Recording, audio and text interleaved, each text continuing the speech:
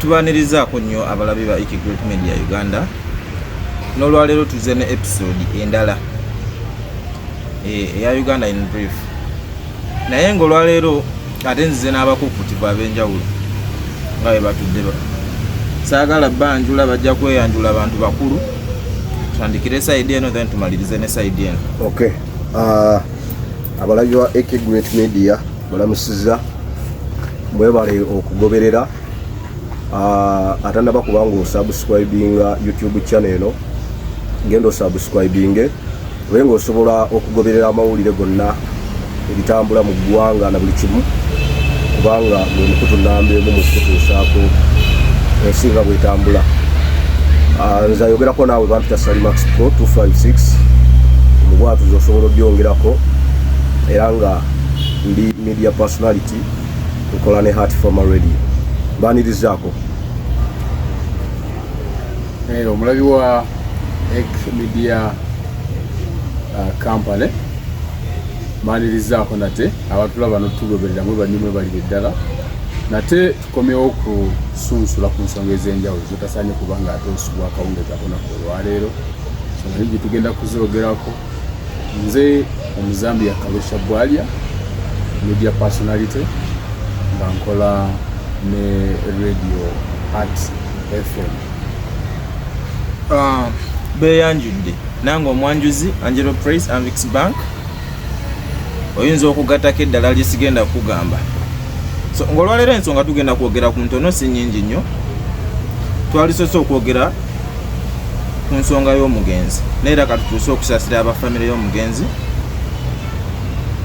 nti kitalo nnyo kitalo ddala. Kweyo ensonga yennyini kwe tugenda otandikira omuzambi twabadde ku mukolo wagula by'omukolo gw'okuziika omugenzi principle nayogerako eri abayimbi information gwe wagitutte otya ng'omu. Okusookera ddala njagala okusaasirako famire y'omugenzi Paulo Kato olw'okufiirwako taata kuba abadde musajja muzadde n'okusaasirako industry eya art lwakatolibwamu abadde mu art watali kubuusabuusa abadde muyimbi ng'ate muzannyi wa katemba ate nga be bamu ku bantu abasooka mu kisaawe kya art wano mu ggwanga lyaffe Uganda era babadde kyakulabirako ky'amaanyi era abaana abato b'ensi babadde beegomba.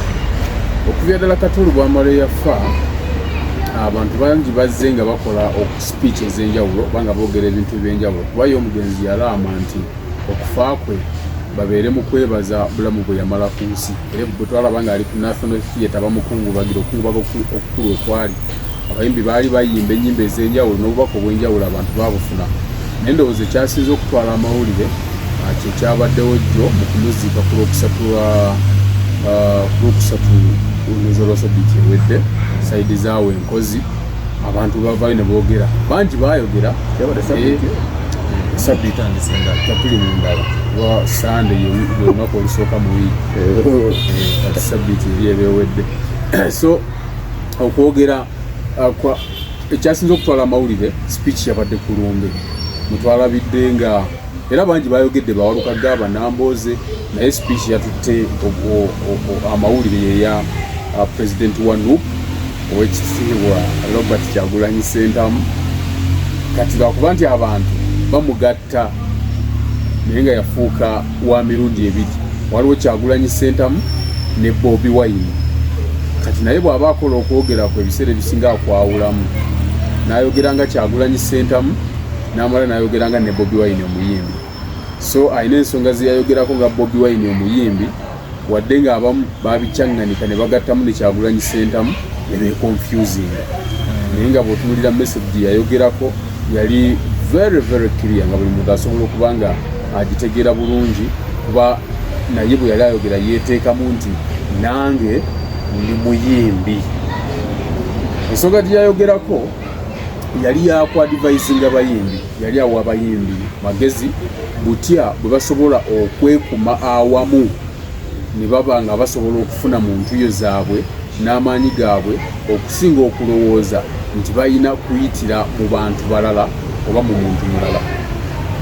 Yayobowa ekyokulabirako n'abagamba nti abayimbi bagezi era b'amaanyi okweyimirizaawo n'okuba nti omuntu osobola okufuna mu ntuuyozo oba osobola okufuna mu kuyimba kwo wadde togenze ku stage kuyimba kubanga tukirabeko mu mawanga nga kikolera ddala nga mu ggwanga era Nigeria abayimbi bafunye ddala ssente mu music wadde agenze ku stage oba takoze eki oba tagenze kitali mu ggwanga wati Uganda n'abagambe kimusobola kikola nga mumaze okwenforcinga etteeka lye tuyita copyright law. Etteeka lino lyayita kemabega eyo naye bwe walitunuulira lyali litunuulidde nnyo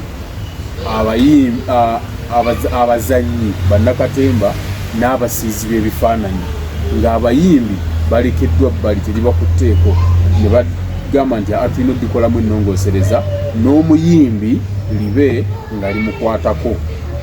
N'abagamba naye okukola kino temwetaaga muntu yenna munnabyabufuzi kwaye abantu lwaki bakirireetinze ku politics omanyi waliwo abantu abalina obusobozi obulengerera ewala ne wabaawo n'abalina obusobozi nga bo ebintu babirabira wano.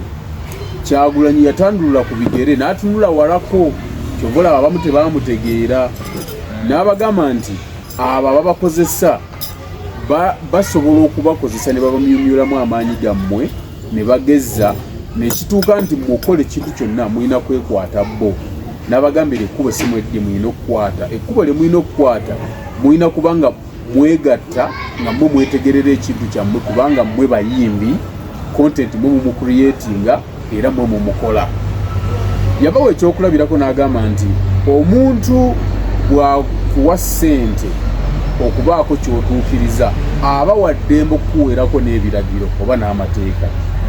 Era n'abagamba nti ekyo kikyamu okulowooza nti omuntu omu agenda kujja abeeko obuntu bw'abawa ng'alowooza abayamba naye ng'ali mu kuwamba buyinza bwammwe. Nze bwe ngula omulere onfuuyiremu nga tugenda kuyimba nze nnyina okubuulira tune gye njagala kuba omulere gwange naye bwe guba nga gugwo gwe waguleese nina kutuula n'empuliriza. So kakati yabagamba omulere gwina kubeera nga gwammwe naye bwe munakkiriza ne babawo omulere bwe banaabawa tune temukaayana. So yali mu ngeri yakubalabula nakubabuusa.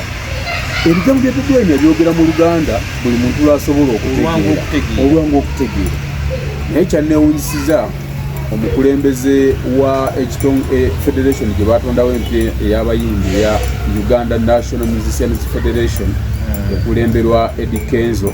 Federation nnungi kubanga federation eyambako okukuŋŋaanya associations era waliwo n'abagamba nti federation yasaanyawo association.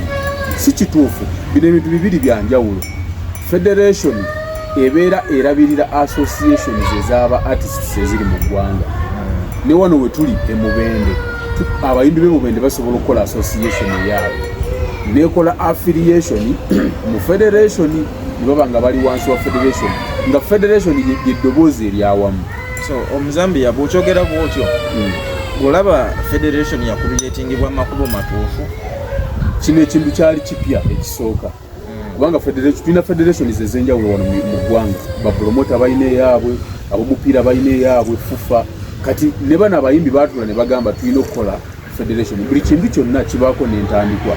Baapiikinga a few artists be balowooza nti bali fundamental mu music industry. Tekyali kibi ne basupportinga Eddy Kenzo, Bashiba Kalungi, baani basobola okiteekawo nga tentatively kibavuga okubatuusa mu kimulowooza nti kyekituufu. Abamu bayinza okugamba baalekebwa wabweru naye eno si ye yenkomeredde kubanga era bwe tugenda mu maaso basobola okugamba nti kati tugenda kuteekawo okulonda emitendera gy'okulonda president nga bamaze okuteekawo za associations ne za affiliatinga ne bamanya ani alonda ani atalonda ayita mu mitendera ky'okulonda then ne balonda obukulembeze kuba bali tebasobola kukikola nga tekiriiwo kubanga n'association ebaddewo emu ya umma nga yeringa eriwo naye kakati basobola okugamba nti buli region esobola okubeera na associations ezaabwe ne beegatta ne bakola federation. So federation nze sigirinaako buzibu naye omukulembeze yenna ekisookera ddala omukulembeze alina okubeera n'omutwe omukkakkamu. A leader must have a cool head. Nti abantu ne boogera biki otula wansi n'osooka n'odigestinga. So ndowooza Kenzo ayinza okuba nga muyimbi naye ayinza okuba nga lackinga leadership skills, kubanga ekintu kyakulembera kintu kinene kitwala abayimbi bonna. Bw'ovaayo n'oyogera nga president kitegeeza abayimbi bonna oboogeredde. Kati bwe wavaayo ate abakwawukanako kitegeeza gwe wennyini oli mu kuteekawo contradiction era oyinza n'okusaanyawo federation. Ekitegeeza nti yalibadde tapapa kwogera nga bwe twalaba kankuwa ekyokulabirako ku bivulo ekyali eniskini ne palaso. Abantu bajja nga boogera nga balowooza nti Bobi Wine engeri gye yava mu ghetto n'Alien Skin ava mu ghetto, automatically Bobi Wine agenda kuwagira Alien Skin. Ne Bobi Wine yavayo n'akola posting ekivulu kibulako ennaku bbiri. Ng'abalala bajja boogera era ye mu kwogera kwe yalaga nti abayimbi bombi tubawagire. Kampala nnene erimu abantu bangi, abamu tugende eno abalala tugende eri. Gwe kyokola kiri kimu, tosigala mu nju. Va mu nju genda owagira abayimbi. Yeyo message y'obukulembeze twali tusobera ne mu president wa federation. Yali badde agamba nti Kyagulanyi nga artist alese message bweti. Tujijjamu biki ebituyamba, tujijjamu biki ebitulaba ebivoola. Kubanga yatuuka n'okwogera n'agamba nze gwe mulaba wano batuyisa abasabirizi. Naye ng'ensi kuba ebigambo biba recorded, ne bw'owuliriza speech ya Kyagulanyi emirundi 48 temuli kigambo kigamba nti abayimbi muli basabirizi. Wabula yabagamba mukole kino ne kino ne kino, mulemu kufuuka abasabirizi. Kyendowooza nti president kyeyali badatulamu n'agamba nti naye Kyagulanyi kyayogedde kiri realistic. N'abagamba mwekwata abasajja nga Hilderman, waliwo Matovu, abantu abalina experience mu kuyimba mu pushinga etteeka lya copyright law. N'agamba nti affe tulina balooya baffe nga ffenna tukimanyi bulungi nti amateeka mu Uganda gayita mu Parliament. Abayimbi bafunye omukisa nti balinayo representative. Hilderman muyimbi ate ali mu Parliament, so bw'abagamba nti mukwatagane naye aba takoze ensobi. Wadde nga omuntu omu ayinza okwebuuza nti Kyagulanyi yagenda mu Parliament mu mwaka gwa 2017 baseerabidde n'agenda mu Parliament. Omu ayinza okubuuza ye bwe yatuuka ye etteeka yalikolako ki? Ekyo kibuuzo tusobola okukyebuuza naffe ne tukimulekera. Naye yakugamba nti bwe yamala okutunuulira ebizibu bya Uganda nga bisusse ku bayimbi, n'agamba kanwanirire Uganda eyawamu n'ensonga endala. N'agamba kangende ku politics, ensonga z'abayimbi nzirekere muto wange Hilderman gyali. Yensonga lwaki etteeka lya copyright we yabeerera mu Parliament teyaliteekako ssira. Ye yali ku nsonga z'alowooza nti zinunula ggwanga lyonna ezisinga ku copyright. Kitegedde bulungi. Ye yalabanga ku kati abaana ba Hilderman basobola okukakwasaganya. Ye n'agenda ku nsonga eza national. So Sali, omukulembeze wamuwulidde? Omukulembeze namuwulidde bulungi. Nja kusooka nange ntwala okusaasira kwange eri famire y'omugenzi Kato Lubwama. Kusaasirako famire, abaana, omukyala, ab'eŋŋanda, abako n'ab'emikwano. Kato Lubwama yali ayagala mukyala we, kyekintu ekyali kisinga okumunsanyulako. Era ng'ebirala byonna bigenda mu maaso, naye nga ekimu ku bigambo ebisooka omuva mu kamwa ku famire ye yalinga mukyala we. Kato Lubwama nze nasinga mumanyira nnyo, Yesu byonna abadde abikola, naye twamuwulirizanga nnyo. Amanyi buli wobanga olina ekintu kyoyagala okuba, olina okufuba okunoonya abakikola okusobola obbayigirako n'ebifaananako bwe bityo. So abadde musajja nga muzannyi wa mizannyo, nga akola ku rediyo, wadde nga yali yawummula naye nga twamuyigirako bingi. Abadde musajja mpagi nnene mu Uganda n'okutwaliza awamu. Ajja kusaasira abafamire, saasire na bonna. Ebigambo by'omukulembeze wa Nuupu bye yayogera byonna nabiwulira, naye omanyi omusajja oyo y'omu ku basajja bensinga okutya abagezi. Musajja mugezi nnyo. Bw'otunuulira ensonga zonna ze yayogera, nze nno nganze nja zitwala nti ziri politikale. Bobi Wine musajja mugezi kyekisooka okugamba ye nga anaayogera ebigambo tibimala gava n'ayogera. Nalabye Kenzo yakola posti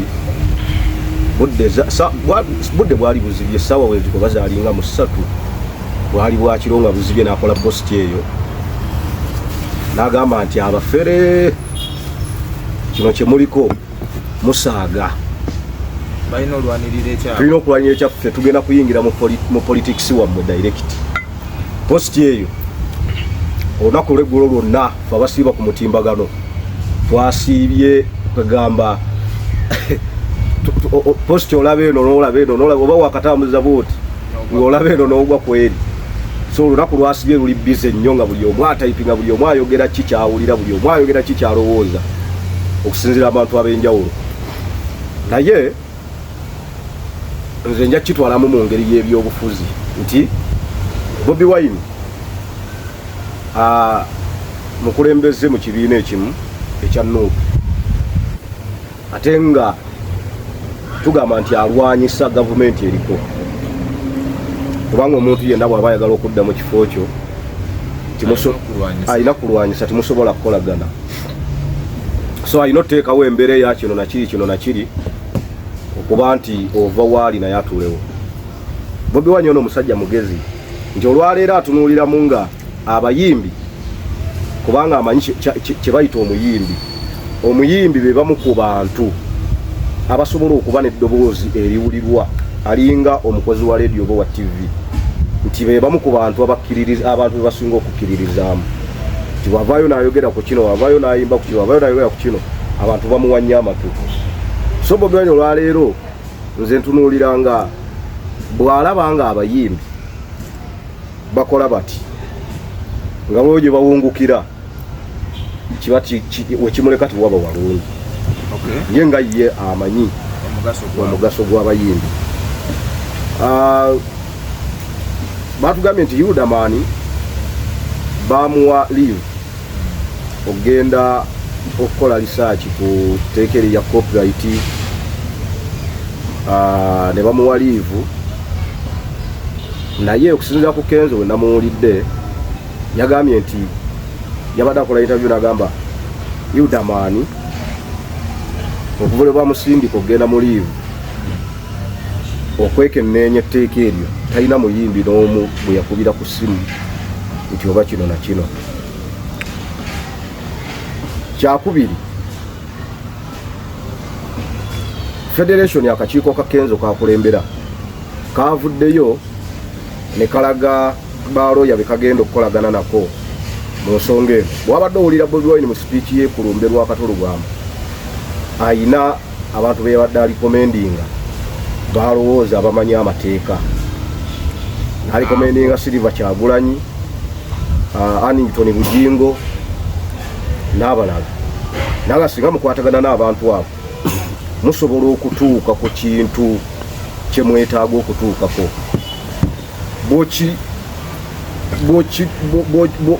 Bw'okifumiitirizaamu olaba nga waliwo okuvuga bali okubaleeta bajje bakwatagane na kino. Nze kyendowooza nti singa bukya ku makya Yudamani etteeka nga bali mwogenda okulikolako research ne liyita nga liyitidde mu layini ye nga Yudamani bwe basindika NUP ebe winnings. Ekyo kimu osobola kigambye nti okirabamu ebyobufuzi nti NUP ebe winnings Luganda. Kakati bakenzo kye batunuulira olwaleero nti omusajja alinga ayagala okuba nti kwanalabyeko nga bagamba nti Bobi Wine obuzibu bwa